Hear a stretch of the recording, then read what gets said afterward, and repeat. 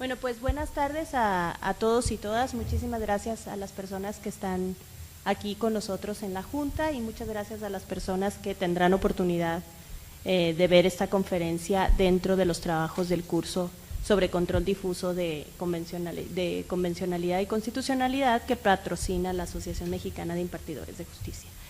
Para esta conferencia está pensada para cerrar el módulo sobre igualdad de género, la unidad sobre igualdad de género como mandato constitucional y convencional, y por tanto yo voy a estarme refiriendo a las cuestiones que hemos estado revisando durante el curso para las personas que nos están escuchando o que escucharán esta conferencia dentro de los trabajos del curso virtual, pero también trataré de ser lo suficientemente clara para las personas que nos acompañan acá por primera vez y que no tuvieron oportunidad de consultar o estar en contacto con los materiales que hemos estado revisando durante esta semana de trabajo en el curso.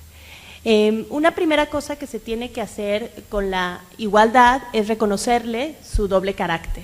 Sabemos que la igualdad es un principio y que la igualdad es un derecho.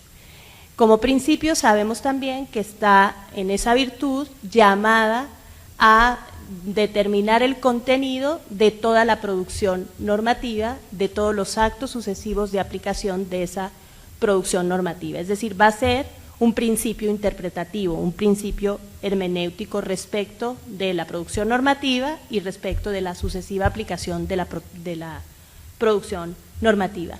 Como derecho da una titularidad individual. Esto se enmarca dentro del principio general de universalidad, que es un principio o un atributo de los derechos humanos, que está contenido a propósito de la reforma constitucional en el artículo 1 de nuestra Constitución. En virtud de la universalidad, digamos, si uno pensara o reflexionara sobre la universalidad, tendría una que concluir que en virtud de la universalidad pertenecen a todas las personas todos los derechos. Yo creo que ese es el postulado básico del principio de universalidad en materia de derechos humanos. Y en este sentido, pues, la igualdad lo que nos va a decir es que la ley, los sucesivos actos de aplicación y de interpretación de la ley, tienen que colocar a las personas en posibilidad de gozar de todos los derechos en condiciones de igualdad. Es decir, la igualdad podría pensarse como un instrumento para ser válido, para cumplir con el principio de universalidad. No podemos pensar que los derechos sean para todas las personas si las personas no son colocadas en situación de ejercerlos por el orden jurídico o los sucesivos actos de interpretación de ese ordenamiento jurídico. Una segunda cosa que se debe decir respecto de la igualdad es que ha sido considerada por la jurisprudencia internacional como una norma de jus cogens, lo cual quiere decir, primero, que no admite pacto en contrario, independientemente de que los estados sean parte o no de ciertos tratados internacionales que consagran la igualdad como derecho, independientemente de que los estados tengan formulaciones constitucionales que respetan el derecho a la igualdad, independientemente de que lo reconozcan o no, el derecho a la igualdad y la igualdad como principio le rige, porque la igualdad se considera un principio de jus cogens. Es decir, es obligatorio independientemente de pacto en contrario, no admite pacto en contrario. Otra de las cosas otra de las consecuencias de que sea un principio de jus cogens tiene que ver con que sus mandatos obligan a todas las personas. Y esto es bastante pertinente cuando uno conversa con impartidores e impartidoras de justicia, porque entonces es importante que como impartidores e impartidoras de justicia, independientemente de cuál sea la forma en que impartimos justicia, si somos materialmente jurisdiccionales, como en el caso que ahora estamos en la Junta, donde las juntas son formalmente administrativas, pero materialmente jurisdiccionales, independientemente, esos mandatos de no discriminación, el mandato de la igualdad, te sigue a ti como operador jurídico. Es decir, se tiene regularmente el pensamiento de que los operadores jurídicos, de que los jueces, de que las juezas, lo que hacen es supervisar que otros y otras cumplan con el principio de igualdad, con el derecho a la igualdad. Y lo cierto es que el mandato de no discriminación es también obligatorio para los operadores y las operadoras jurídicas, es también obligatorio para los jueces y las juezas. Y esto significa que así como tenemos que hacer un control difuso persistente de constitucionalidad, tenemos que hacer un control difuso de igualdad también. Lo que quiere decir que tendremos que estar revisando nuestras resoluciones, nuestras determinaciones, para estar seguros, para estar seguras de que no estamos incurriendo en discriminación. Y por eso es importante que tengamos contacto con los conceptos derivados de nuestro sistema de fuentes respecto de estos dos principios y derechos: la igualdad y el mandato de no discriminación. Otra de las cosas importantes que hay que decir respecto de la igualdad es que es un concepto relacional. Esto tiene algunas implicaciones. Para algunas posturas, por ejemplo, tradicionales, se piensa que esta relación significa que siempre vas a tener que establecer un parámetro de comparación entre personas. Si yo quiero hacer un alegato de discriminación, tengo que decir que una persona ha sido colocada en mejor aptitud de gozar un derecho de lo que he sido yo. Debe haber un grupo de control, por decirlo, para adoptar un lenguaje clínico, debe haber un grupo de control, un grupo que goza el privilegio y otro grupo que no lo goza, para que yo pueda hacer efectivamente un alegato de discriminación. Sin embargo, yo más bien creo que lo relacional con la igualdad tiene que ver con que se predica de los derechos. Es decir, eres igual frente al acceso a la justicia, eres igual frente al derecho al voto, eres igual frente al derecho a la salud, eres igual frente al derecho de participación política, eres igual frente al derecho frente al debido proceso. O sea, eres igual respecto del goce y ejercicio de un derecho. No eres igual a secas, porque si no podemos decir igual con respecto de qué, pues no tenemos un argumento. Es decir, por eso se considera que la igualdad es un concepto relacional.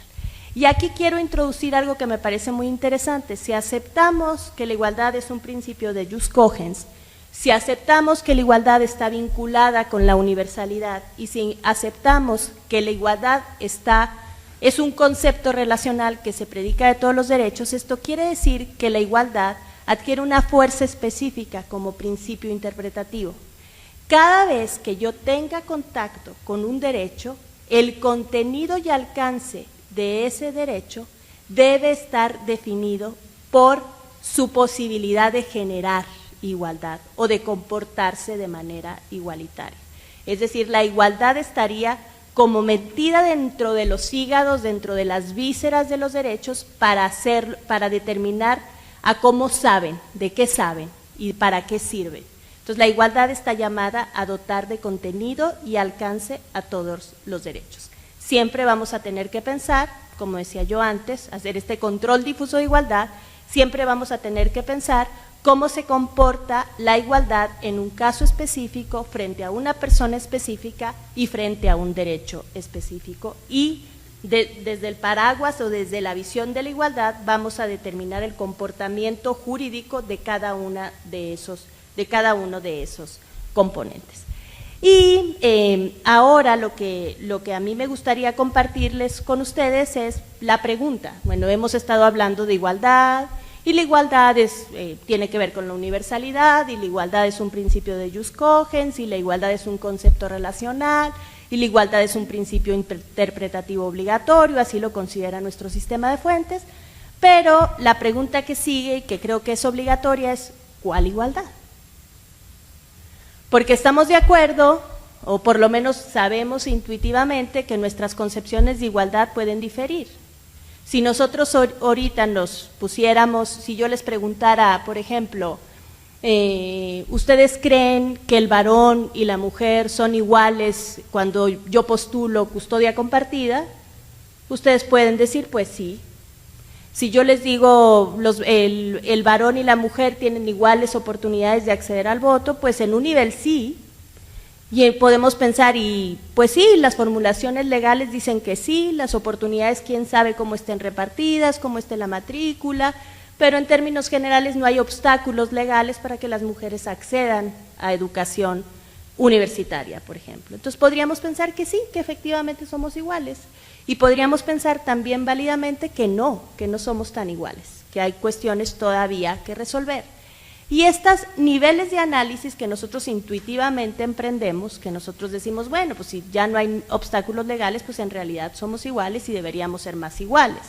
Y están todas las discusiones si está bien o está mal que haya un vagón separado en el Metrobús, y entonces pues no, que todos éramos iguales, y entonces que los hombres se suban al vagón con las mujeres. Y bueno, están las mujeres embarazadas paradas en el metro y los hombres sentados, y entonces el alegato es, pues no es que éramos tan iguales, entonces que se vayan paradas, etcétera. Entonces, todas estas cosas que yo he puesto con ejemplos de la vida cotidiana tienen que ver con la forma con la que nos aproximamos a la igualdad, o qué concepto de igualdad es el que privilegiamos, o cuál es el concepto de igualdad que intuitivamente aceptamos. Y la igualdad, lo cierto es que a nivel internacional se ha ido complejizando en su concepto. Porque nosotros tenemos una gran historia y una gran tradición como sociedades democráticas vinculadas a la igualdad. Sabemos que en las conquistas liberales iniciales de la Revolución Francesa y de la Guerra de Independencia norteamericana, pues había una gran preocupación por esa consideración de que los seres humanos éramos diferentes de por sí, de nacimiento, y cómo esa diferencia determinaba tu acceso a los derechos. Entonces, se recurrió en un primer golpe, bueno, pues aquí lo que hay que hacer para resolver este gran problema de desigualdad es que la ley se meta en medio de todos estos fueros y privilegios y empiece a decir que esos fueros y privilegios no deben existir, que esos fueros y privilegios deben ser abolidos y que por tanto todas las personas somos iguales.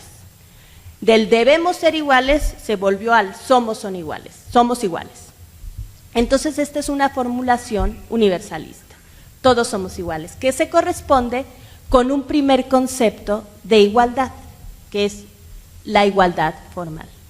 La igualdad que descansa en estas formulaciones abstractas frente a las cuales todas las personas tenemos derecho de gozar de los mismos derechos. El varón y la mujer son iguales ante la ley todas las personas somos iguales, todo mundo tiene igual posibilidad de votar, cumpliendo con los requisitos de ciudadanía, etcétera, todo mundo tiene derecho de acceso a la justicia, todas estas formulaciones que son abstractas. Pero yo les voy a poner un ejemplo. Todas las personas tenemos derecho de acceso a la justicia. Ese es el nivel de la igualdad formal, es el nivel de la formulación abstracta. Y eso es verdad. Si uno piensa en el terreno de los hechos, esa formulación abstracta se cumple. Les pongo, me explico un poquito mejor. ¿Ustedes creen que, dada la formulación abstracta de que todo mundo tiene derecho de acceder a la justicia, las posibilidades de acceder a la justicia son iguales para Carlos Slim y para una indígena Mepá? ¿Qué es lo que está en medio? ¿Qué pasa ahí? Porque eso nos va a llevar al segundo nivel de igualdad. ¿Qué es lo que pasa ahí? ¿Qué es lo que se atraviesa entre la formulación abstracta y la indígena Mepá? ¿Qué se atraviesa? ¿Perdón? ¿Qué se le pone en medio a la indígena Mepá? La realidad. Lo que está en medio de la formulación abstracta y del acceso real a la justicia de la indígena Mepá son las condiciones fácticas, las condiciones reales. Entonces, esta es la razón, observando estas cuestiones, es que los estándares internacionales empezaron a complejizar sus entendimientos de igualdad, para exigirle a los estados cada vez un mayor nivel de responsabilidad si querían cumplir efectivamente con el derecho a la igualdad. Entonces, dijeron en un primer momento, no basta con que reconozcas la existencia de un derecho. Está bien, ese es un primer paso, porque si no hubiera ese reconocimiento inicial, entonces de verdad seguiríamos viviendo en un sistema de fueros y privilegios. Las formulaciones abstractas no son tan malas, las formulaciones universalistas tienen un lugar y tienen una pertinencia. Y además creo que si uno acoge correctamente el significado de estas formulaciones universalistas, uno entiende que no excluyen las otras formulaciones fácticas. Pero el chiste es que las formulaciones universalistas pueden quedar como una especie de meta. Hay críticas respecto a las formulaciones universalistas, y yo solamente voy a dejar testimonio de estas críticas, que tienen que ver con que están hechas o pensadas desde una concepción particular de lo que es bueno, de lo que es deseable y de lo que son las personas. Hay gente que piensa que las formulaciones universalistas no alcanzan para proteger las visiones de mundo de todas las personas.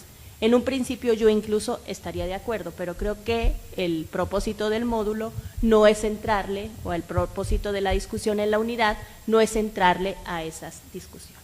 Entonces decíamos que lo que se atraviesa entre el acceso a la justicia en formulación abstracta y el verdadero acceso a la justicia de la indígena MEPA es la realidad. Y entonces tenemos el segundo nivel de igualdad, que es el nivel de la igualdad material. Y entonces, cuando se reconoce que existe esta desigualdad en los hechos que tiene que ser corregida como obligación de los estados, porque esto es importante, como estamos hablando de la igualdad en términos convencionales y constitucionales, tenemos que estar todo el tiempo reconociendo cuáles son las obligaciones del Estado. Entonces, si hay una formulación de igualdad material que proviene de instrumentos internacionales como la Convención para la Eliminación de todas las formas de discriminación contra la mujer, o CEDAW, que viene de la Convención para la Eliminación de la Discriminación Racial, si viene de la opinión consultiva 18 de la Corte Interamericana, que viene de la Observación General 18 del Comité de Derechos Humanos, vamos a ver que entonces, en virtud de la igualdad material, los estados tienen que corregir las situaciones fácticas de desigualdad. Y entonces la ley no solamente debe decirnos iguales, ay, fíjense que todos y todas somos iguales, sino tiene que ser capaz de hacernos iguales. Y entonces se le van a exigir a la ley y a las interpretaciones de la ley que tengan esta vocación. La vocación no solamente de predicarnos iguales, sino de convertirnos en iguales. Y en este sentido, por ejemplo, cuando hablamos de la indígena MEPA en concreto, decimos, bueno, la formulación abstracta del derecho de acceso a la justicia, con este juicio que se conduce en español, con este derecho a un defensor público, pues te alcanza, pero no del todo. Necesitas que haya un traductor en tu lengua que te pueda decir qué es exactamente con lo que está pasando con ese proceso que va a terminar afectando. Entonces aquí vamos a encontrar como obligaciones del Estado todas las correcciones de tipo fáctico que se tienen que hacer para que los derechos, para alcanzar los derechos o igualar las condiciones de competencia frente a los derechos. Por ejemplo, es la igualdad material el sustento de las acciones afirmativas. Las acciones, las tan famosas, tan traídas y llevadas acciones afirmativas con más o menos simpatía, pero que están formuladas o que están pensadas en el reconocimiento de que existe una desigualdad fáctica que debe ser legalmente corregida, y para empatar un poquito la competencia, pues que hay que empujar al grupo que ha sido históricamente desaventajado para que acceda a la posibilidad de la participación política, por ejemplo. Y yo les haría la siguiente pregunta. Ya le pusimos a la indígena MEPA un defensor público, ya le pusimos a la indígena MEPA un traductor en su lengua. ¿Terminamos? ¿Estamos seguros que ese proceso de acceso a la justicia va a ser completo para esta indígena MEPA? ¿Segura? ¿Qué pasa? ¿Qué es lo que pasa? ¿Alguien dijo que no? Quiero que me diga por qué. ¿Sí? Cuéntame. Las condiciones culturales y la idiosincrasia de los pueblos hace que el pensamiento para poder accesar a la impartición de justicia sea coincidido sobre principios y valores que pudieran regir solamente el lugar. ¿Y qué pasa también con los operadores de justicia? Tú señalas de forma muy pertinente que hay otros elementos que están en las creencias, otros elementos que están en la cultura. Yo diría también que hay otros elementos que están arraigados en la carencia de recursos, que están arraigados en la falta de infraestructura, porque sí, la indígena MEPA tiene el traductor y el defensor público, si consigue llegar al tribunal, que esa sería también la otra pregunta. ¿Cuántos tribunales están realmente accesibles, no solamente en términos de cultura o de creencias, sino incluso accesibles en términos materiales para esos pueblos o para esas comunidades? Entonces, hay otro obstáculo. Y no te alcanza, para corregir ese obstáculo, no te alcanza solamente con introducir medidas correctivas fácticas así rápido. Tienes que transformar un cierto entorno donde la desigualdad ocurre. Estamos hablando de la igualdad estructural, la que está, como dice el compañero, en las creencias, en la cultura, pero no solamente de los pueblos, sino de los operadores y las operadoras jurídicas.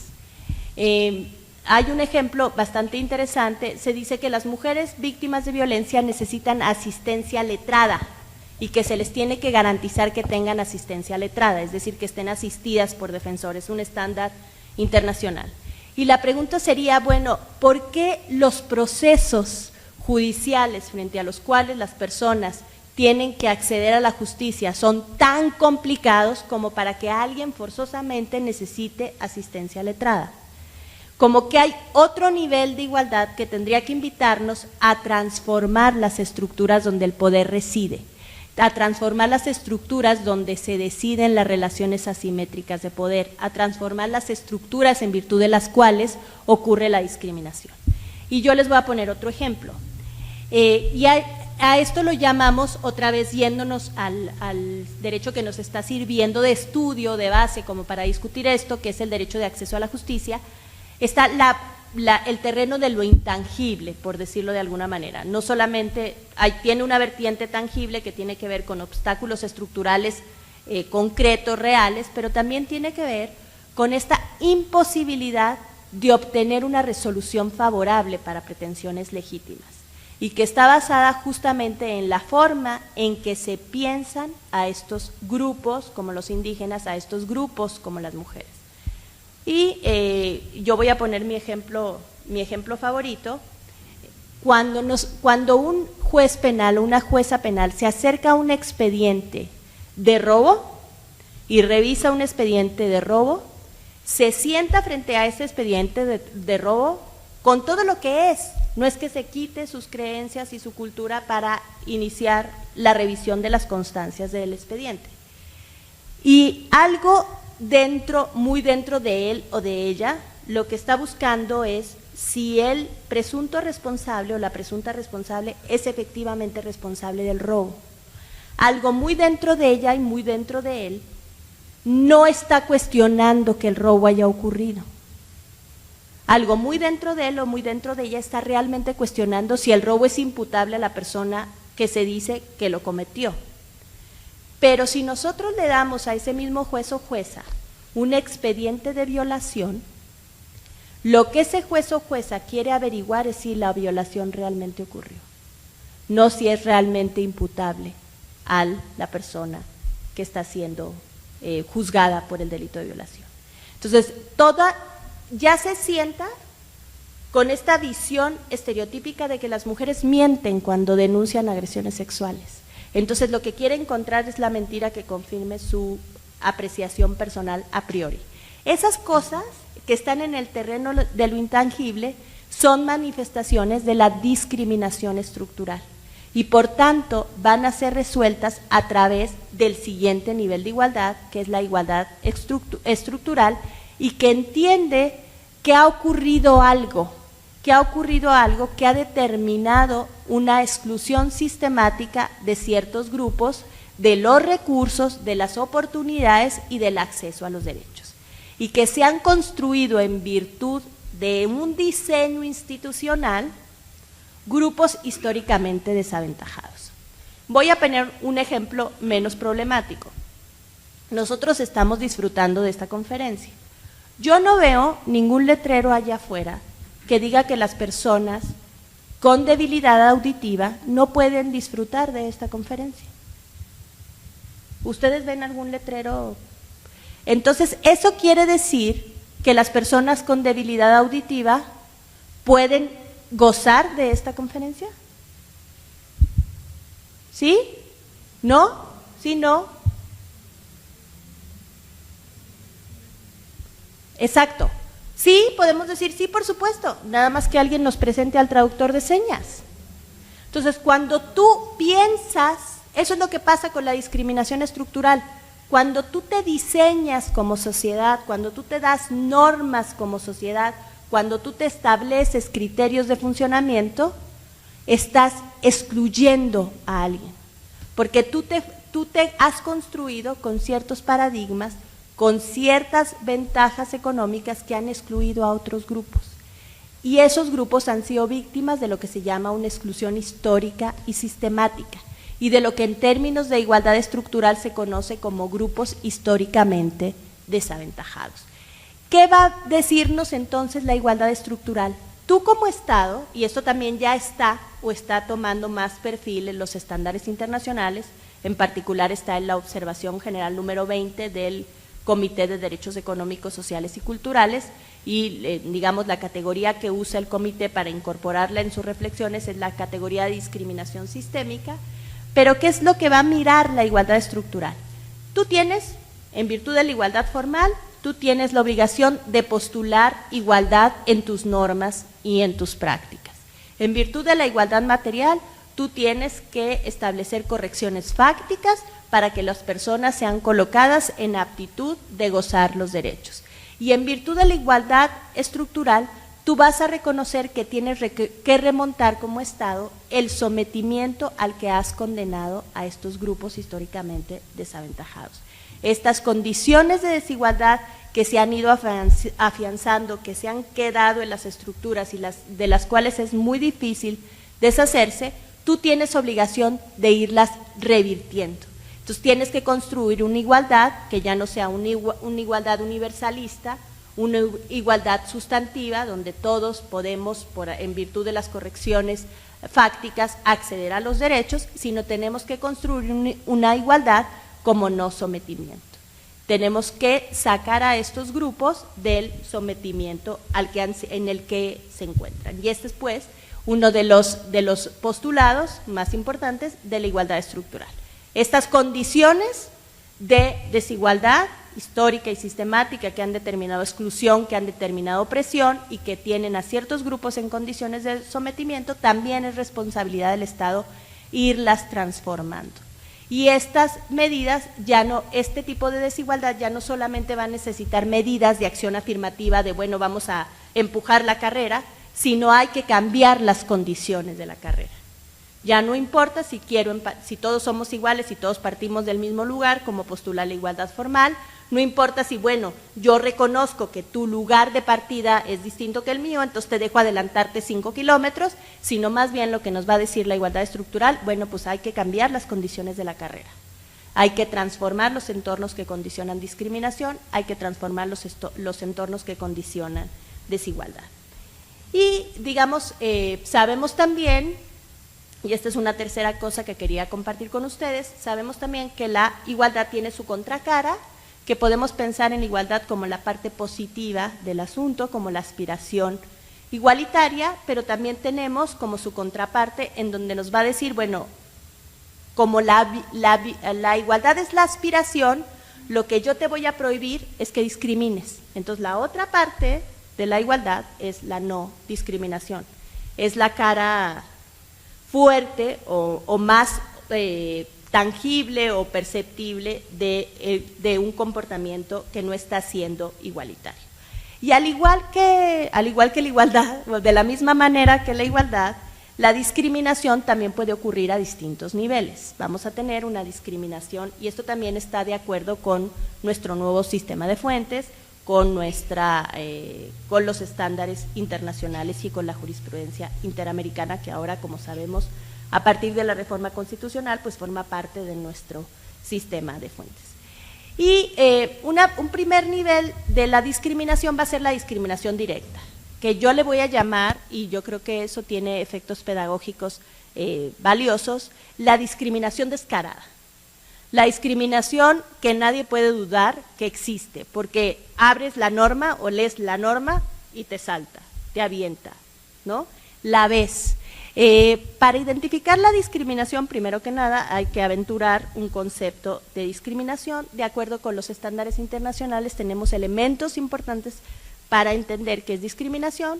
Vamos a entender como discriminación toda distinción, exclusión, restricción, basada en un factor que le vamos a poner X, porque los factores prohibidos de discriminación tienden a crecer y no a encogerse, pero vamos a decir que ese factor X se va a referir fundamentalmente a una condición específica de la persona.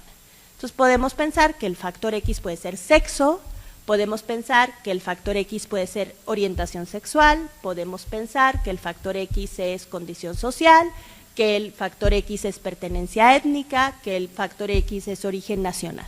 Entonces, toda distinción, restricción, exclusión basada en todas estas categorías que tenga por objeto o resultado el menoscabo, la anulación o el impedimento del ejercicio o goce de un derecho.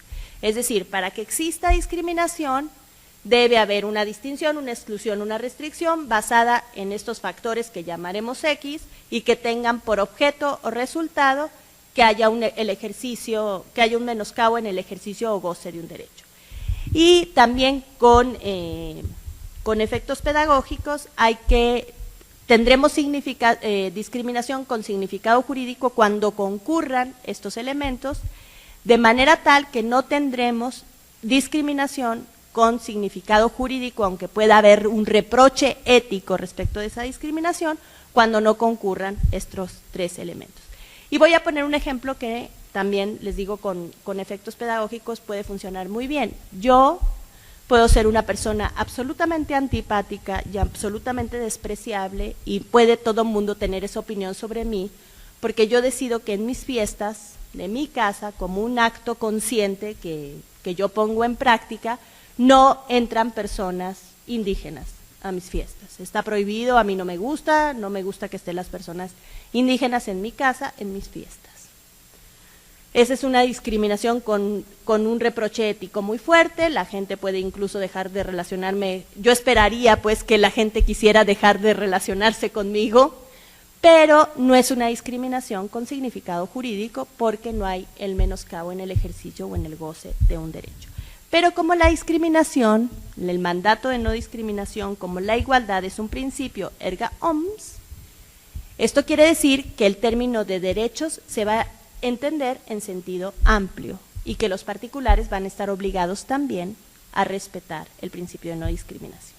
Entonces, tiene una diferencia sustancial que yo decida organizar fiestas sin personas indígenas a que yo decida no rentar mi casa a personas indígenas. Si yo decido no rentar mi casa a personas indígenas, eso sí es un acto de discriminación con significado jurídico, porque ahí está en sentido amplio involucrado el ejercicio o goce de un derecho. Y yo no puedo alegar interés del negocio y decir, bueno, pues es que mi casa, no hay ninguna razón, que este es otro de los elementos que va a servirnos para determinar si existe discriminación o no. Yo no puedo negar ningún motivo razonable para negarme a rentarle la casa a personas indígenas.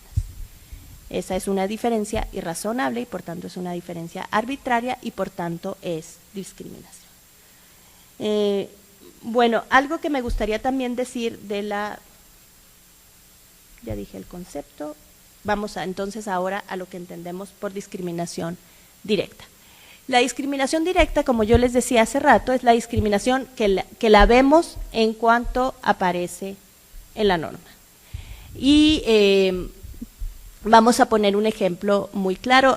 Se discute si es una discriminación por objeto o una discriminación por resultado. Yo más bien creo que es una discriminación por objeto si se acoge uno a la interpretación dinámica de los textos legales, pero vamos a suponer que tenemos una norma que dice que el matrimonio entre hombre y mujer, el matrimonio es solo entre hombre y mujer. ¿Esa es una norma discriminatoria?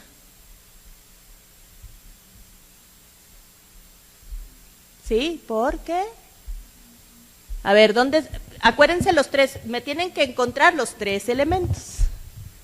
¿Qué es lo que pasa qué es lo que hace esa norma? Sí, porque primeramente hay una exclusión. Hay una exclusión, primer inciso cumplido, basada en… ¿Quiénes están excluidos? En una desigualdad. Pero ¿quiénes están excluidos de esa? Tú las personas con preferencias sexuales diferentes. Entonces hay una exclusión basada en orientación sexual que provoca ¿qué? Una desigualdad. Pero ¿qué es lo que pasa? ¿Yo me puedo casar si soy persona homosexual? Legalmente no.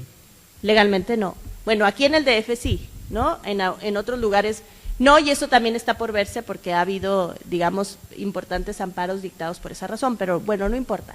El chiste es que sí, hay una exclusión, está basada en la orientación sexual de las personas y tiene por objeto o resultado, en este caso, por resultado, ¿será que tengo que hacerle un segundo análisis a la norma para encontrar eso?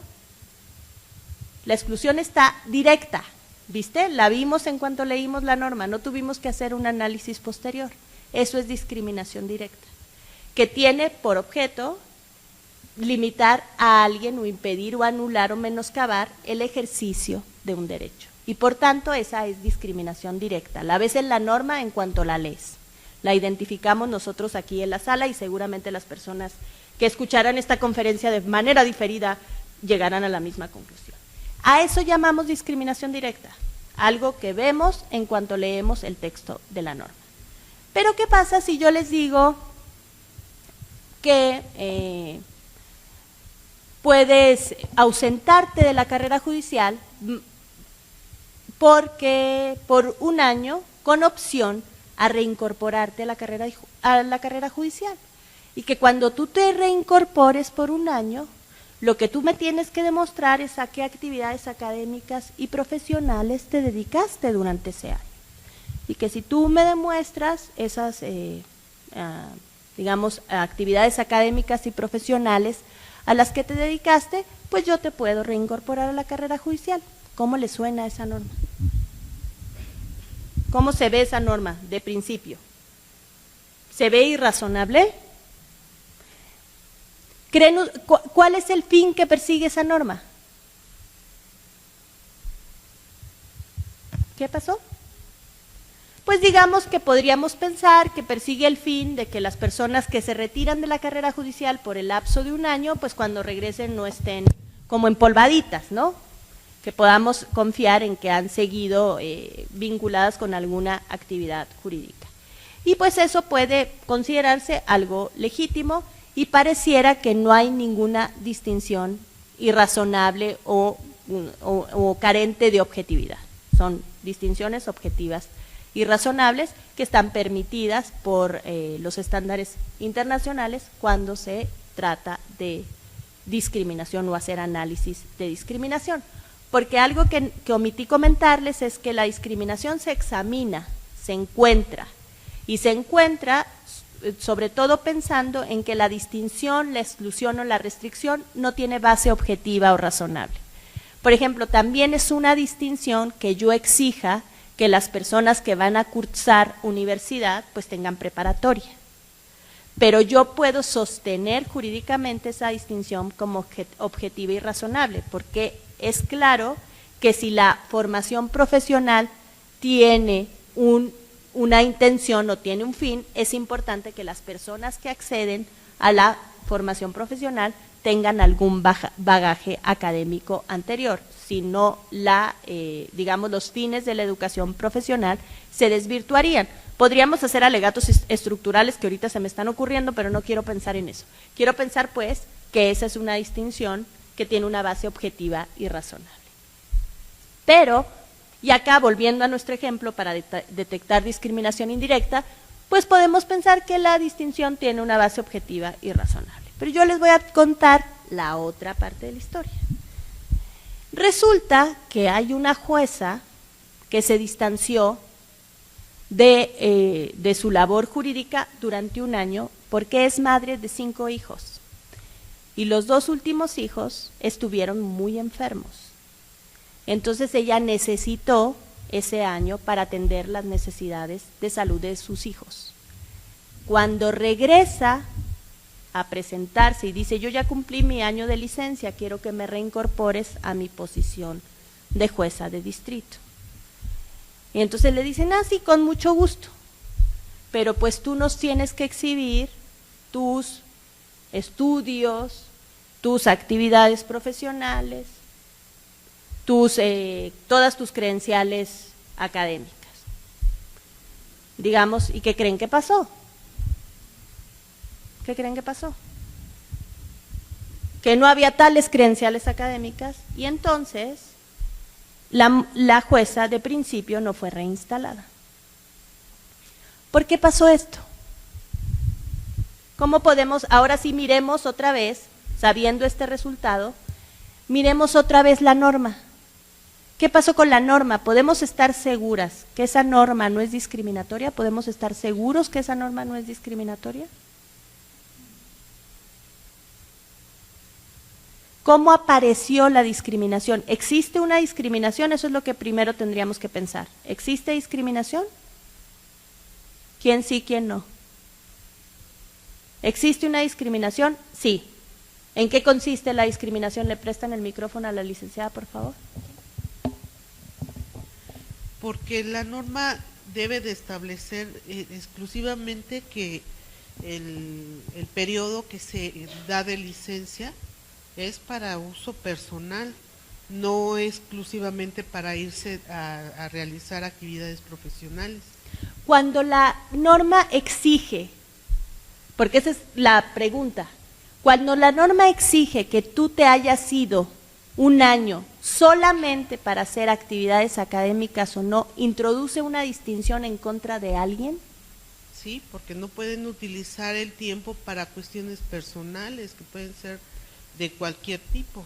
Y si las cuestiones la cuestión personal puede ser la propia salud. La propia salud o la cuestión personal puede ser la salud de las personas a nuestro cuidado.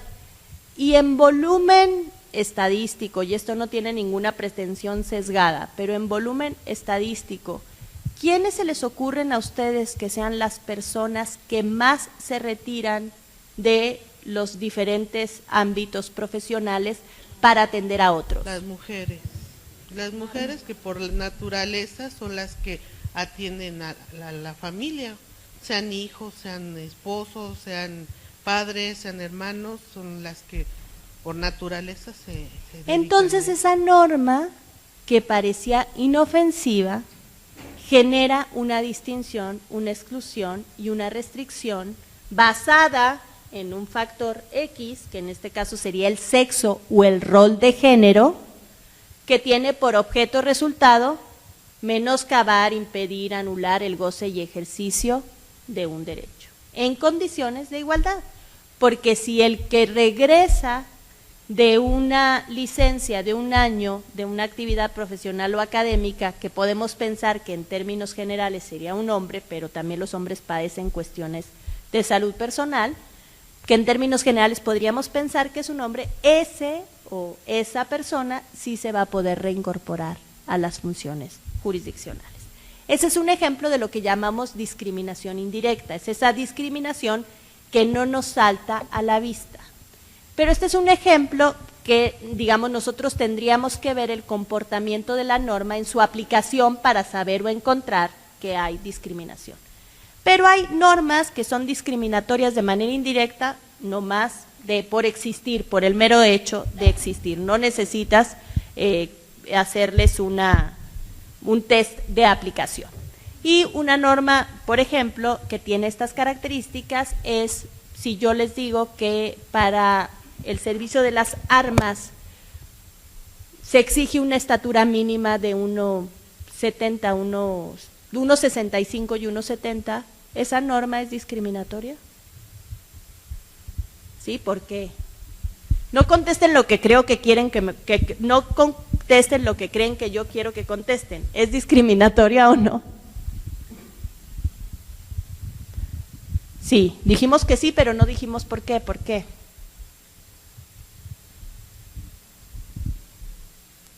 Estaturas promedio en este país. ¿Quién? Es que finalmente ¿Querías? no tiene que ver nada la estatura, o sea, es más bien la habilidad que pudieran llegar a tener. No es para razonable y no es disparar un objetivo, arma. ¿no? Ese es un primer nivel de análisis, pero además pensemos en la estatura promedio, en las estaturas promedios en nuestro país. Son menores, Son menores, y son menores específicamente ¿para quién? o somos. ¿Para quién? Pues los hombres tienen una mejor chance de dar el 1.70. ¿Quiénes no? Yo. Las mujeres, pero no solamente las mujeres. No solamente las mujeres. Hay otro grupo ahí discriminado indirectamente. Por supuesto, las personas indígenas, ¿no? La estatura promedio de las personas indígenas es 1.60, la estatura promedio de las mujeres en nuestro país debe andar por ahí del 1.65, poniéndonos muy optimistas. Acuérdense que yo vengo del norte y yo creo que ese es mi sesgo. Entonces, pero bueno, no, la estatura promedio tiene razón. Cuando me viste con esa cara, supe que mi norteñez se me había salido. La estatura promedio en Chihuahua sí es de 1.65, por supuesto a mí me corrieron por no dar la estatura. Pero bueno, en términos generales la estatura promedio de las mujeres es 1.60 en el país. Esto quiere decir que esa norma, que parecía muy bonita, sí discrimina porque porque puede indirectamente discriminar a las mujeres y puede discriminar también indirectamente a las personas indígenas. Esos son ejemplos de discriminación indirecta. Es importante cómo, digamos, son ejemplos sencillos de discriminación indirecta, pero es importante pensar la discriminación como no solamente en términos formales, no solamente en términos evidentes, porque las normas no podemos estar tan optimistas, pero en general las normas que discriminan de manera directa, por lo menos a las mujeres, son normas que están tendiendo a desaparecer. Cada vez más hay formulaciones universalistas respecto de que las mujeres tienen acceso igualitario a todos los derechos. Y también hay formulaciones universalistas respecto de que las personas indígenas tienen acceso a todos los derechos, etcétera. La discriminación, yo creo que en mayor medida está ocurriendo en estos otros dos niveles, en el nivel de la discriminación indirecta o la discriminación imprudencial, como la llaman algunos, o la discriminación por resultado, es decir, la norma no tiene el propósito, no es evidentemente discriminatoria, pero su resultado puede ser discriminatorio, eso es discriminación indirecta. Y el último nivel de la discriminación está vinculado obviamente con la igualdad estructural y tiene que ver con esta discriminación estructural.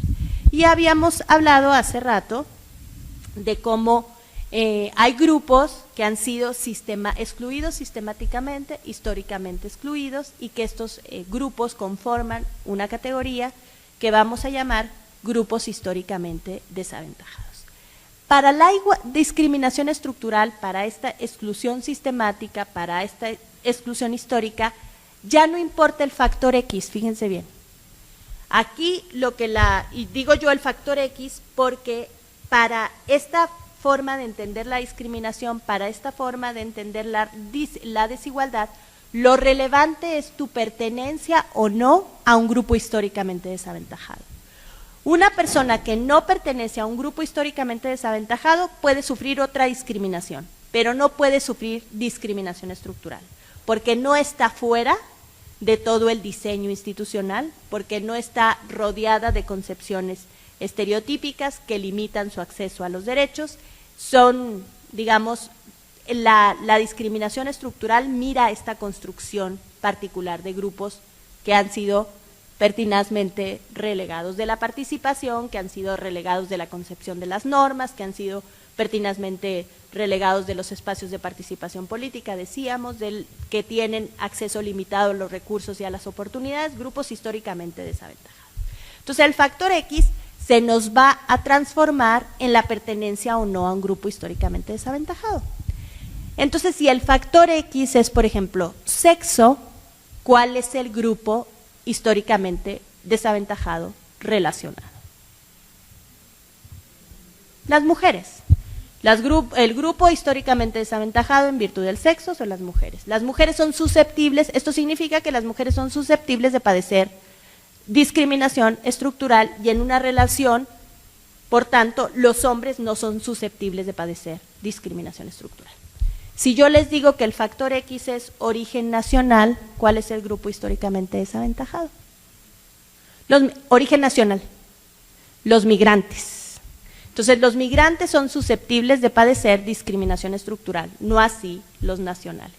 Si yo les digo que el factor X es pertenencia étnica, ¿cuál es el grupo susceptible de padecer discriminación estructural? Los indígenas. Si yo les digo que el factor X es orientación sexual, ¿quién es el grupo susceptible de padecer discriminación estructural? Las personas con orientación sexual distinta a la heterosexual. Lo de los heterosexuales me va a servir muy bien para explicar esto. ¿Por qué los heterosexuales no son un grupo históricamente desaventajado? ¿Cómo es el matrimonio en nuestro país? Heterosexual. El matrimonio es heterosexual. Si yo voy a un lugar con mi pareja masculina y me tomo de la mano y me medio abrazo, ¿alguien me va a mirar feo? Si no me paso de la raya, no. Si me pongo a dar un espectáculo, seguramente sí. Pero si no me paso de la raya, todo el mundo va a decir, está padre, ¿no? Pero ¿qué va a pasar? Sobre todo en ciertos entornos, en ciertas entidades, si mi pareja es mujer y yo llego igual de la mano y nos medio abrazamos o nos damos un besito en el cachete. Eso es la discriminación estructural. Esa carita que todos ponemos de, ay, híjole, estos qué inadecuados, de este no es su lugar, esa es una exclusión, es una forma de exclusión. Entonces, eso que está ahí, que determina cómo nos comportamos, que determina lo que creemos, que determina lo que queremos, que determina el acceso a las oportunidades y a los recursos, eso es la discriminación estructural. Y es muy fácil cuando uno pone de pescarle el rollo cuando uno pone estos ejemplos. Y eso pasa también con las mujeres. Las mujeres, sí, hay una formulación universalista de que tienen acceso a los derechos. Hay medidas de acción afirmativa para que accedan a la representación política, como las cuotas de género, pero sigue habiendo esta concepción de, los partidos, por ejemplo, no gastan gustosamente su 2% que tienen que diseñar a liderazgo femenino, porque no. Gastan ese 2% mejor en cafés, en juntas, en sesiones de partido, no destinas ese 2% que está obligado, y están obligados por la ley a destinar ese 2% a la capacitación de liderazgos de mujeres, y no lo hacen. Eso, ese desapego, ese arreglo cultural que impide que se cumpla la norma, está en el terreno de la discriminación estructural. Y también está en el terreno de la discriminación estructural la creencia generalizada de que las mujeres no son capaces para ejercer puestos públicos. Y entonces eso, por más cuotas de género, dificulta, por ejemplo, que las mujeres salgan votadas, salgan electas. Porque la percepción es, como que las mujeres son viscerales. Además, esa concepción de que las mujeres son viscerales, la amo. Porque además sí, las mujeres son viscerales, terriblemente viscerales, y por eso se han dado de trompadas en las cámaras, porque no son las mujeres las que se dan de trompadas. Yo he visto a los hombres muy razonablemente darse de patadas en las cámaras, con toda la razonabilidad que los caracteriza, con toda su capacidad de raciocinio a todo lo que da, darse de trompadas. Eso es visceralidad, pero regularmente el estereotipo de la visceralidad está colocado en las mujeres. Y esa construcción estructural es lo que está resultando difícil de remontar. Por eso, respecto de esta discriminación estructural, es que se tienen que pensar en diseños más sofisticados de respuesta. Porque no me basta, fíjense bien, este ejemplo también nos va a servir muy bien para hacer esta reflexión. No me basta con la formulación abstracta de las mujeres pueden ser votadas. No me basta con el empuje de igualdad material de, les voy a dar cuotas de género. No me alcanza. Yo necesito transformar esa concepción de que las mujeres no pueden desempeñar cargos públicos. Tengo que diseñar estrategias para que las mujeres no estén sujetas a dobles jornadas, para que las para que el diseño institucional no sea que nos ponemos de acuerdo y hacemos lobbying a las 3 de la mañana, sino que el diseño institucional de la política permita la compatibilidad con la vida familiar para que las mujeres puedan participar en una verdadera igualdad de circunstancias. O sea, tengo que cambiar el entorno. No basta con las soluciones anteriores. Necesito tener una concepción más clara de que hay desigualdad estructural, de que hay discriminación estructural, para pensar en remedios adecuados para esa discriminación. Y un ejemplo que revisamos en la unidad anterior fue justamente la sentencia de Campo Algodonero.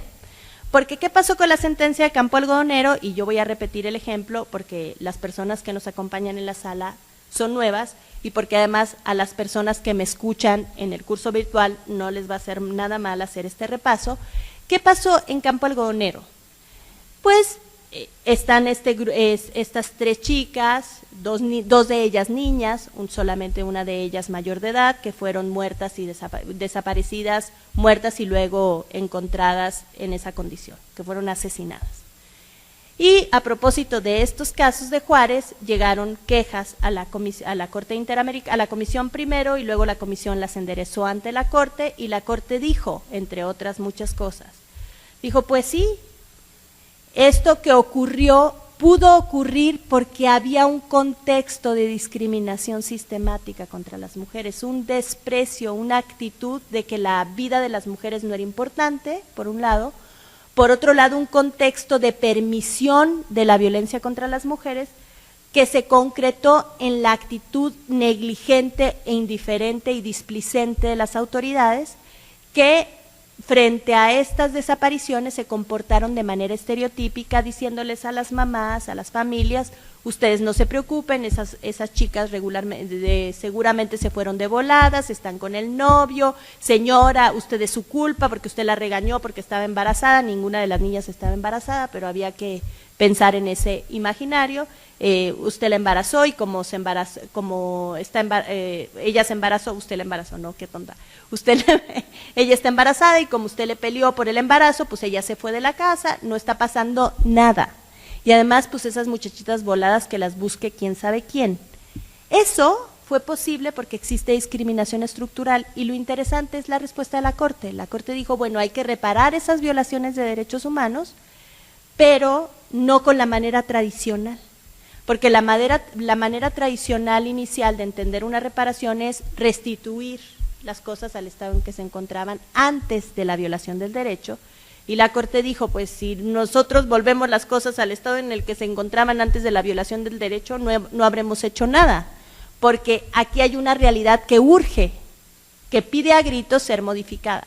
Entonces, tu Estado tienes que comprometerte a modificar esa realidad y tienes que empezar a trabajar con medidas transformativas.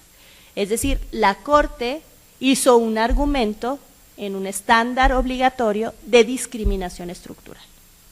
Lo que está pasando aquí es producto de la exclusión sistemática e histórica de las mujeres, y es justo esa exclusión sistemática e histórica de las mujeres la que tú estás obligado como Estado a remediar.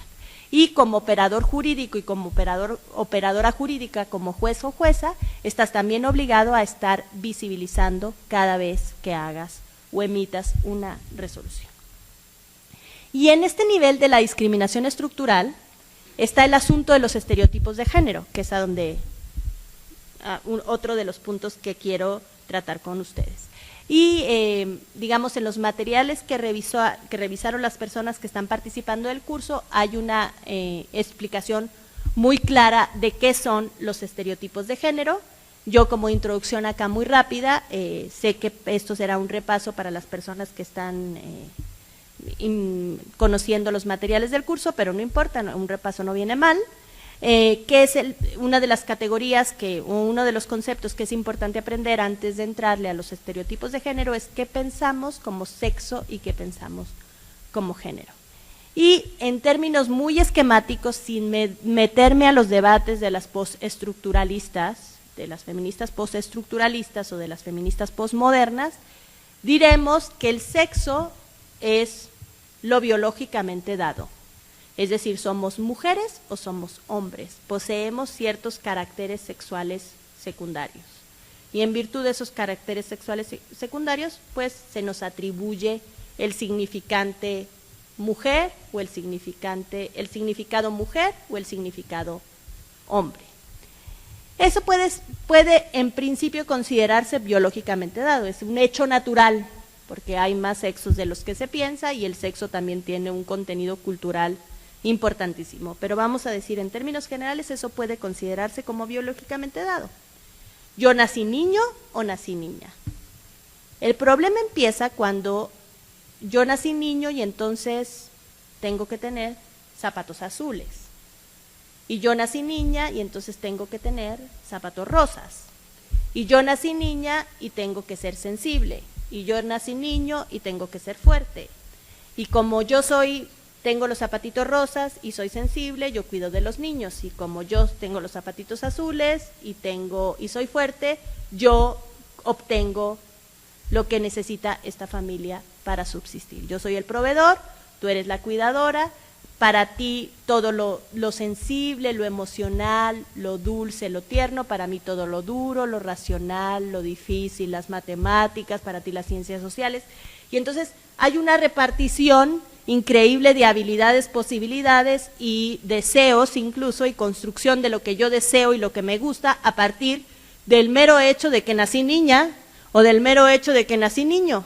Y entonces yo como persona prácticamente desaparezco para obedecer el mandato de género, porque si yo en realidad lo que quiero es ser una karateca muy respetable, pues no, porque eres niña. Y si yo lo que quiero es ser un bailarín, pues seguramente, bailarín sí puede ser, pero seguramente quieres ser bailarín porque no eres hombre, eres algo que no es hombre. Ya no tienes esa masculinidad, sino que se te construye como persona de orientación sexual distinta de la heterosexual.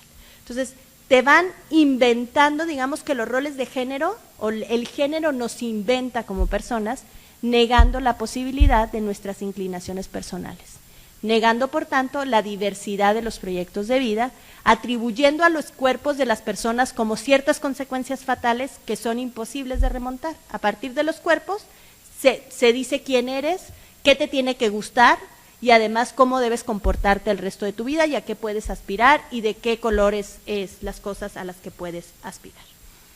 Entonces el género se convierte en una estrategia o en una razón de discriminación, porque además, pues dices, si nos repartieran las labores y nos repartieran las cosas que nos tocan o no, pues en un principio eso podría tener alguna racionalidad. Esta sociedad necesita mucho trabajo que debe ser repartido entre las personas que la integran. El problema es que a esta asignación de roles siguen otras cosas. No basta con qué te toca hacer a ti o qué te toca hacer qué me toca hacer a mí en virtud de mi cuerpo, de que yo tengo un cierto cuerpo y entonces a ese cuerpo se le atribuyen todas estas características, todas estas posibilidades, todas estas habilidades, me guste o no, las tenga yo o no las tenga. Lo cierto es que también se distribuyen otras cosas, y una de esas cosas que se distribuye es el poder. Una de esas cosas que se distribuye es la posibilidad de incidir en las decisiones públicas. Entonces, las mujeres las encierran en la casa, simbólicamente, las encierran en la casa y los hombres los mandan al ámbito de lo público. Y es el ámbito donde se toman las decisiones. Y además decidimos como sociedad que es mucho más valioso ser presidente de la República que ser la que cuida de los niños. Decidimos que tiene mucho más valor hacer lo que está afuera que lo que está adentro. Y entonces las personas que hacen lo que está adentro, independientemente de que sean hombres e independientemente de que sean mujeres, son discriminados, son sometidos a exclusión sistemática, porque eso no es valioso, porque eso no es importante. Y si alguien se quiere salir de su rol de género, ¿cómo le va? Le caen los jinetes del apocalipsis, ¿no? Esas expresiones, en cuanto las personas se salen de sus roles de género, son también expresiones de discriminación, que se confirman en los estereotipos. Los estereotipos son como este conjunto de creencias que asignamos de lo que las personas deben de lo que las personas son y deben ser, de acuerdo con que si son hombres o si son mujeres. Y los estereotipos de género son de muchos tipos, no solamente estereotipos, pero bueno, los estereotipos de género tienen por lo menos 3 clasificaciones importantes. Una de ellas es los estereotipos de género de tipo sexual. Esto tiene que ver con que las características que le atribuimos a los hombres o a las mujeres. Y digamos que pensamos, por ejemplo, que los hombres son más fuertes y las mujeres más débiles. Eso es cierto para todas las mujeres y para todos los hombres, indefectiblemente y en cualquier condición. No, eso no es cierto. Eso no es cierto ni siquiera en términos físicos. O sea, hay hombres que son menos fuertes que muchas mujeres y mujeres que son más fuertes que muchos hombres. Y estoy hablando en términos estrictamente físicos, no estoy hablando de la fortaleza espiritual y de ánimo, no, en términos absolutamente físicos. ¿Qué pasa con los estereotipos? Que los estereotipos son discriminación, ¿cuándo? ¿Cuándo pueden ser los estereotipos discriminación? ¿Los estereotipos son de por sí discriminación? ¿Siempre van a ser discriminación? No, los estereotipos se vuelven problemáticos cuando niegan un beneficio, imponen una carga o limitan la dignidad de las personas. Cuando niegan la diversidad de los proyectos de vida. Y entonces volvamos al ejemplo del estereotipo de tipo sexual, mediante el cual se asume que las mujeres, pues que todos los hombres son más fuertes que todas las mujeres. Y entonces voy a permitirme tomar el ejemplo que nos compartían por allá, o la reflexión que hacían por el otro lado. Este es el estereotipo sexual, o este estereotipo de tipo sexual, es el que limita, por ejemplo, o el que lleva a la prohibición, o a la prohibición original de que las mujeres fueran bomberas, o de que las mujeres desempeñaran trabajo nocturno, cuando se asociaban al trabajo nocturno mayores prestaciones y mayor pago. Y entonces uno dice, pensando en los bomberos, se necesitan ciertas habilidades para ser bombero, se necesitan ciertas habilidades para ser bombera, ¿cierto o no es cierto? Si yo quisiera ser bombera, no pasaría el examen físico, por ejemplo. Sí se necesitan ciertas habilidades, es razonable exigir ciertas habilidades a una persona que le vas a encomendar ese tipo de trabajo. Lo que ya no es razonable es pensar que una mujer, por el hecho de serlo, no posee esas habilidades que tú necesitas. Eso es lo que ya no es razonable. Tú puedes determinar que necesitas ciertas habilidades en un policía, que necesitas ciertas habilidades en un bombero, que necesitas ciertas habilidades en un vigilante nocturno de prisiones. Tú puedes decidir que necesitas ciertas habilidades para esos trabajos, pero lo que ya no es razonable es que tú decidas que las mujeres por el solo hecho de ser no poseen esas habilidades, ¿no? O que tú decidas que los hombres no pueden trabajar en guarderías porque no tienen las habilidades necesarias para cuidar de los niños. Tú necesitas ciertas capacidades y ciertas habilidades para que se cuide de los infantes. Lo que no es razón, y puedes exigir a la persona que quieres contratar que califique y que tome el test para demostrar que tiene o no esas habilidades.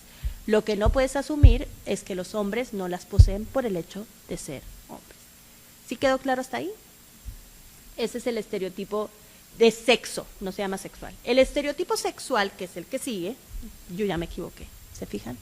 El estereotipo sexual, es que mi acordeón me quedó muy lejos.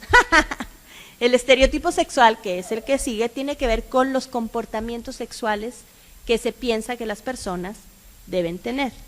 Y por ejemplo, un estereotipo de tipo sexual es decir que la sexualidad de las mujeres está diseñada para la procreación. Que las mujeres todas morimos, somos las más felices, si somos, sí y solo si somos madres. Entonces, toda nuestra sexualidad está vinculada con la procreación. Pues, digamos, ¿eso es cierto para todas las mujeres en todas las circunstancias y en todos los momentos? No, afortunadamente. Pero bueno, ¿qué pasa? ¿Cuál es el reflejo que niega un beneficio, que impone una carga? La prohibición de los matrimonios entre personas del mismo sexo. ¿no? Porque, digamos, la sexualidad se piensa como vinculada a la procreación. El tercer tipo, o la tercera clase de estereotipos son los estereotipos sobre los roles sexuales. Y esto tiene que ver con lo que hemos estado platicando a propósito de qué es el sexo y qué es el género. Es decir, a partir del sexo, del cuerpo biológico, qué te toca hacer a ti, qué me toca hacer a mí, y cuál es el valor que tiene eso que me toca hacer a mí y que te toca hacer así, te toca hacer a ti. Entonces, un ejemplo de cómo este tipo de roles imponen cargas, niegan beneficios, es qué pasa con la custodia, ¿no? La custodia, por un lado, hay una asignación preferencial de la custodia a favor de las mujeres, palabras más, palabras menos. Podemos entender eso en términos estructurales, el problema es que nunca se entiende o no se interpreta eso en términos estructurales, sino que se acude a visiones estereotípicas para decir, obviamente los niños menores de 7 años tienen que estar con su madre, porque la persona mejor equipada para hacerse cargo de los niños son las madres, porque las madres tienen un instinto primigenio y natural, una inclinación indefectible, construida desde su ser biológico para cuidar de otros. Pues eso es cierto para todas las mujeres y en todas las circunstancias. Y es cierto que todos los hombres en todas las circunstancias son incapaces para asumir labores de cuidado. No, ese es también un estereotipo. ¿Y qué pasa con los estereotipos? Vimos que niegan la diversidad de los proyectos de vida. Si yo, por ejemplo, me organizo con mi pareja para que yo ser la proveedora y él ser el que cuide de las niñas, ¿qué sería la visión general de las personas que observaran nuestra relación? ¿Perdón? Es un mantenido para empezar. ¿Y yo soy qué? No lo digan, pero todas lo pensamos, ¿no? Ay, esa es una 7 letras, ¿no? Que empieza con P y termina con A, pero bueno, ya, suficiente. No podemos organizar nuestra vida de esa manera, y lo peor del caso es, bueno, podríamos pensar que los arreglos personales se valen y que lo que digan los demás no importa. El asunto es que no hay una recepción jurídica para esos arreglos de vida. Porque si yo tengo una norma que asigna la custodia de manera preferente a las mujeres frente al divorcio, yo no doy cabida a la posibilidad de que quien se haya hecho cargo de los niños y las niñas durante la unión, durante el matrimonio, haya sido el papá. Estoy negando esa realidad o esa diversidad del proyecto de vida. Pero eso es el caso práctico, y no tomen lo que yo estoy diciendo, porque el caso práctico les está invitando a hacer reflexiones estructurales sobre las consecuencias de pensar que la custodia compartida no es, digamos que la custodia preferente de las madres, más bien, que la custodia preferente a favor de las madres es inconstitucional. No, les estoy diciendo a los de la Cámara, no les estoy diciendo a ustedes. La bronca no es con ustedes, sino con ellos, ellas. No está tan fácil el caso práctico. Y bueno, vamos a hablar por último, antes de dar el espacio para las preguntas y respuestas, que yo ignoro ya cómo estoy en términos de tiempo, ya me solté como hilo de media. Voy a hacer el alegato final. ¿Cómo vamos, Eric? Yo siempre, ¿sí? ¿Bien? Perfecto. Una cuestión final que quiero compartir con ustedes a propósito, y un poco como para recapitular lo que he estado diciendo así como a saltitos, es que existe un mandato constitucional, un mandato convencional para respetar la igualdad, que hay que estar mirando todo el tiempo el comportamiento de la igualdad, que hay que tener mucho cuidado de hacer análisis de discriminación que sean un poco más sofisticados, que no se queden con la apariencia de neutralidad de las normas. También dijimos, y eso lo dijimos un poco a bote pronto, yo debería haber sido más precisa a ese respecto, no toda distinción, no toda exclusión, no toda restricción es discriminación, sino para que estas distinciones, exclusiones, restricciones adquieran dicho carácter, se necesita que no sean objetivas, que no sean razonables, que no sirvan a un fin legítimo y que no se puedan justificar en términos de objetividad y razonabilidad. Objetividad quiere decir que tengan una vinculación entre la distinción y el fin perseguido, y razonabilidad es que no afecten desproporcionadamente los derechos de terceros y que no se pueda establecer que esa vinculación, más bien la objetividad es que persigan un fin legítimo, y la razonabilidad es que la distinción, exclusión y restricción guarden una relación con el fin legítimo perseguido y no tengan o carezcan de esta vinculación, lo que nos puede hacer pensar que son en realidad distinciones, exclusiones o restricciones arbitrarias.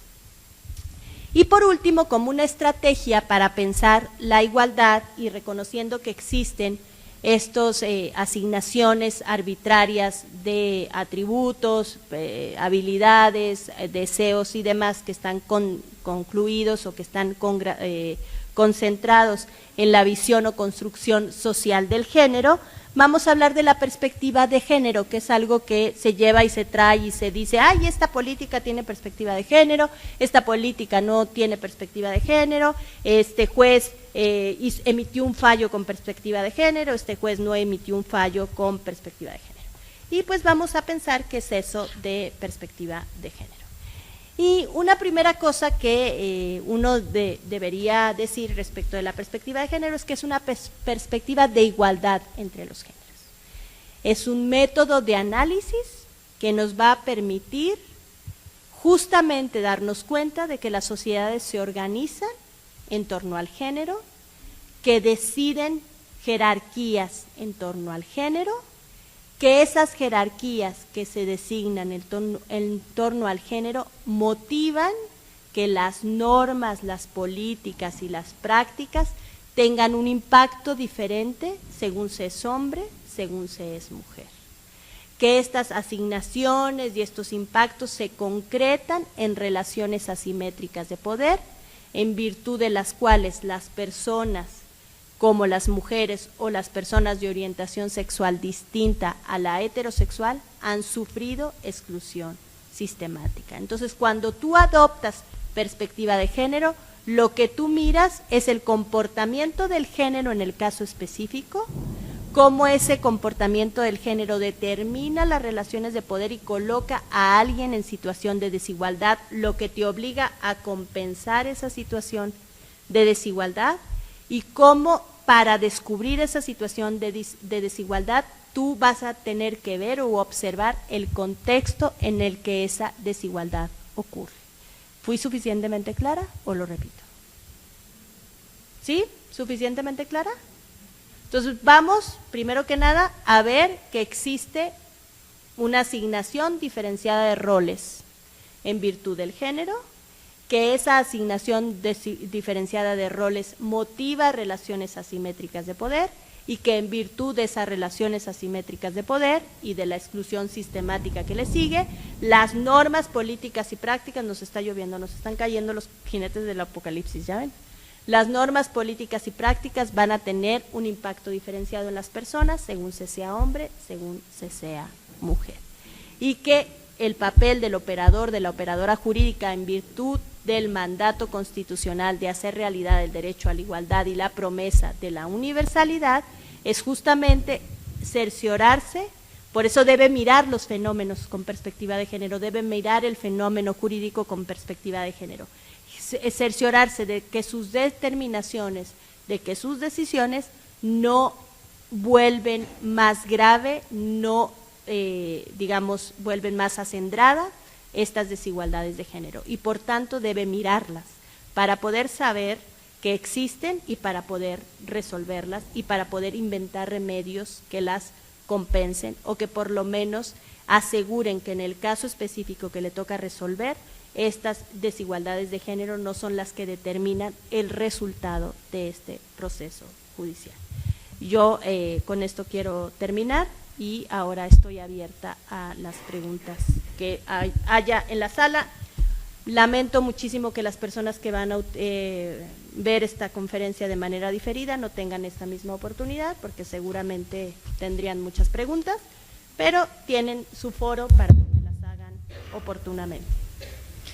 Pues muchas gracias. Agradecemos profundamente a la maestra Adriana Ortega Ortiz por su excelente exposición. Muchísimas gracias. Y bueno, si no dispone otra cosa, vamos a proceder a dar inicio a la sesión de preguntas y respuestas. Si les parece, pudiéramos hacer preguntas por bloques de 3 para darle oportunidad a la maestra de que nos responda. Adelante. Buenas tardes. Definitivamente es un tema sumamente complejo y lo refiero en el sentido de que todos estos conceptos son conceptos universales, son conceptos de aplicación muy, muy genérica, el tema de igualdad, el tema de no discriminación. Sin embargo, vuelvo a apuntar y a referirme a grupos tal vez reducidos, pero no podemos obviar que no existen, que son comunidades a veces alejadas de las zonas urbanas, y que esas comunidades se rigen y se direccionan y viven bajo sus usos y costumbres. Pretender cambiar su realidad material, su realidad social, su realidad jurídica, puede violentar incluso la vida diaria de todas estas personas. Simplemente el hecho de hablar de discriminación lleva implícito el concepto, y lo estamos haciendo. Es decir, el solo enumerar que existe desigualdad por género, por creencias, por sexo, por preferencias sexuales, el solo hecho de puntualizarlo, estamos conllevando en ello implícitamente la discriminación hacia estos grupos. En la labor de reconocer estos derechos fundamentales, conforme a la obligación del Estado de establecer y eliminar estos elementos de discriminación que van a afectar necesariamente a estos grupos, ¿cuál sería la pretensión práctica para no lastimarlos, lesionarlos en sus creencias, en sus ideas, en su vida social? Si ellos dependen y están regidos estrictamente por sus usos y costumbres. Muy bien. Tomamos una pregunta más, y si quieres. ¿No tenemos ninguna pregunta más? Ok. Bueno, a propósito de lo que acabas de decir, justamente que existan concepciones universalistas de los derechos, justamente que existan, digamos, o que se propugne por la existencia de un pensamiento único, tiene que ver con discriminación estructural. Es decir, estamos negando validez o valor a las cosmovisiones de estos otros grupos. Yo creo que a lo mejor yo no fui lo suficientemente clara y lo lamento. Justamente cuando uno visualiza la discriminación estructural, uno lo que quiere decir es que esas perspectivas son valiosas y que tienen que tener un lugar en el diálogo democrático. Si yo quiero diseñar un remedio para la discriminación estructural, tengo, por ejemplo, o si yo me pienso como defensor de la igualdad estructural, tengo, por ejemplo, que tener muy claro que para las personas indígenas las tierras son sagradas. Y entonces, si yo voy a ser la autoridad administrativa que revise la concesión de la extracción, de una concesión de extracción minera, por ejemplo, tengo que ser capaz de mirar que lo que yo estoy haciendo al darle a esa empresa disposición de territorio ancestral es una lesión muy grave para esas comunidades indígenas desde sus propios entendimientos. Entonces, yo creo que efectivamente por tu pregunta capto que no he sido lo suficientemente clara. La discriminación estructural, más bien, de lo que tú apuntas tiene que ver con la concepción formal de la igualdad, con la visión universalista de la igualdad. La igualdad estructural sí le interesa y sí quiere, digamos, hacer partícipe a estos grupos del diálogo con el cual se construyen los remedios que las afectan o los remedios, las decisiones que les pueden eventualmente afectar. No sé si te refieras en particular al asunto de la tensión del derecho, entre el derecho consuetudinario indígena y los derechos de las mujeres, por ejemplo. Si te refieres a eso, mi posición no es la posición de la mayoría del movimiento feminista, pero a mí me parece que uno debería reivindicar más que la posición de la mestiza que viene y le dice a la comunidad indígena que esos usos y costumbres son contrarios a derechos humanos. Uno tendría que mirar la resistencia de las propias mujeres indígenas en su comunidad. Y entonces son ellas, con su voz, las que pueden dotar de contenido a esa demanda. No sé si me estoy explicando. O sea, no es yo la que voy a decir, porque yo soy una occidental y participo de un grupo de valores que pueden ser distintos a los de la mujer indígena.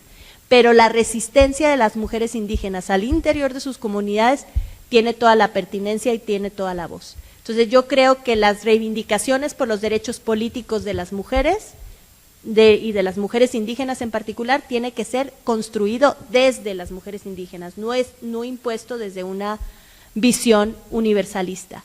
Y yo creo que seguramente algo que no comenté aquí con ustedes en la conferencia y que debía haber comentado, es que para mí el asunto de la igualdad estructural ocurre en virtud de las 3 dimensiones de justicia que reconoce Nancy Fraser, que son reconocimiento, redistribución y representación.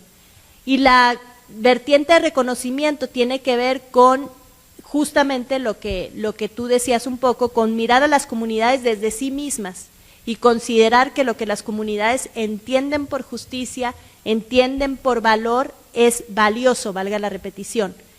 Tiene que ver con que yo entienda, por ejemplo, que a una persona indígena que separo de su comunidad para compurgar una pena en una prisión distinta, en una prisión lejana de su comunidad, lo que en realidad estoy haciendo es imponerle una pena de destierro, por ejemplo.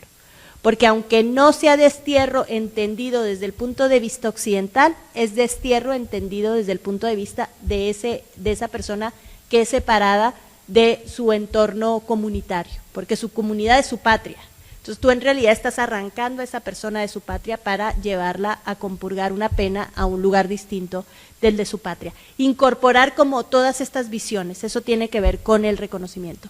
La redistribución es como asegurarte de que tú no estás como operador jurídico, como operadora jurídica, perpetuando las relaciones desiguales en términos de acceso a los recursos, que tú no te estás haciendo eco de las desigualdades materiales o de las desigualdades económicas, que tú miras a la política pública y le exiges a la política pública que haga distribuciones justas de los recursos y de las oportunidades, que tú entiendes tu papel como operador jurídico lejano a perpetuar las desigualdades económicas. Y puede pensarse en ejemplos muy sofisticados como la supervisión de la política pública y ejemplos menos sofisticados como digamos, el documento fundatorio de una acción de alimentos es el acta de nacimiento.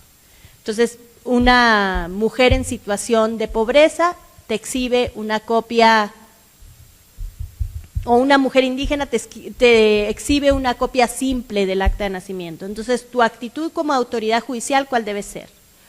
Exigirle que exhiba la copia certificada, o girar tú mismo o tú misma un oficio al oficial de registro civil para que él o ella te allegue la copia. Yo creo que la segunda opción, ¿no? Porque tienes que reconocerte como parte de la estructura que está comprometida a evitar que los recursos o la ausencia de los recursos determinen los resultados de los procesos judiciales. Entonces, puedes empezar a pensarte de esa manera. Y la otra dimensión, y que creo que tiene que ver con lo que tú dices, es la dimensión de la representación. Es donde tú le das voz a las personas que tradicionalmente no tienen voz en las decisiones que las afectan. Si tú, por ejemplo, piensas que se va otra vez el permiso de la extracción, de este permiso o esta concesión de extracción minera, y tú puedes dialogar o establecer un diálogo en la comunidad indígena que te permita a ti como operador jurídico saber cuáles serían las condiciones mediante las cuales la comunidad puede estar de acuerdo con que se conceda este permiso, pues tú puedes incorporar esas razones en tu resolución judicial, puedes instaurar procesos de deliberación. Y es importante esto porque si uno recurre a fórmulas muy universalistas, pierde la oportunidad de realmente abatir prácticas que sí pueden ser violatorias de derechos humanos y que eso uno tiene que aceptar que pueden existir. Y yo te voy a poner un ejemplo, es un ejemplo muy simplón, pero ilustra bastante bien el punto. Había una misión de la ONU en África encabezada por un médico X, y entonces esta misión llegó a una comunidad donde se practicaba el corte genital. Y entonces este médico empezó a decir o a tratar de combatir la práctica diciendo, pues es que es una violación de derechos humanos, equivale a la tortura, es algo abominable, es algo horrible, esto no debería estar pasando, y la práctica no bajó ni un grado, ni un porcentaje, ni un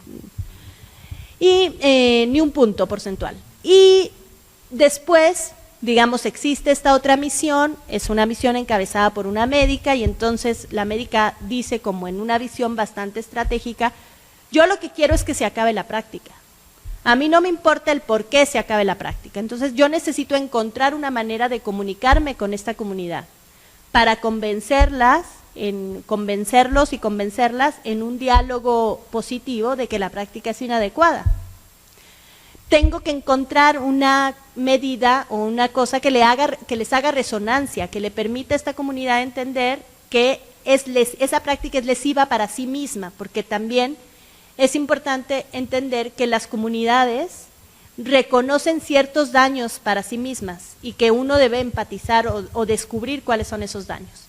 Y entonces la médica descubre que para esta comunidad la fertilidad era muy valiosa y la médica tenía información importante, científicamente comprobada, de que la fertilidad se compromete con el corte genital. O sea, hay problemas de fertilidad asociados al corte genital. Entonces dijo, ya sé, ese es mi argumento. Y entonces ella, en vez de llamar a las mujeres y decirles, y yo les voy a hacer aquí como un gran awareness, o les voy a hacer una gran campaña de que ustedes reconozcan que viven violaciones de derechos humanos, se fue directamente con la autoridad. Y le dijo, mire, lo que pasa es que lo que usted no sabe respecto del corte genital es que provoca estos y estos y estos y estos y estos daños a la fertilidad de las mujeres. Encontró pues algo que hacía resonancia en la comunidad y que le permitió a la comunidad conectarse con su concepto de daño. Y en ese momento la práctica disminuyó significativamente. Entonces, ¿a qué voy con esto? Que uno, en virtud de que no puede incurrir en prácticas discriminatorias, en virtud de que uno no debería pensar que lo que yo pienso forzosamente es siempre lo mejor y mi vinculación con lo valioso es la única vinculación posible, uno tiene que establecer diálogos democráticos y diálogos deliberativos con las comunidades indígenas, con las personas a las que están destinadas las resoluciones judiciales. En la medida de lo posible, en la medida que el proceso lo permita, es importante pues instaurar o pensar esos procesos como procesos de deliberación, de, digamos, como especie de reparación. Eso también es verdad, por ejemplo, para el tema de las reparaciones. Para el tema de las reparaciones es fundamental que tú le tomes parecer a la víctima y que construyas una reparación que esté vinculada a la forma con la que la víctima desea ser reparada. Si no, esa reparación no tiene el efecto de restaurar el proyecto de vida que se vio vulnerado por la violación de derechos humanos. No sé si eso contestó tu pregunta. ¿Sí? Sí, muy bien.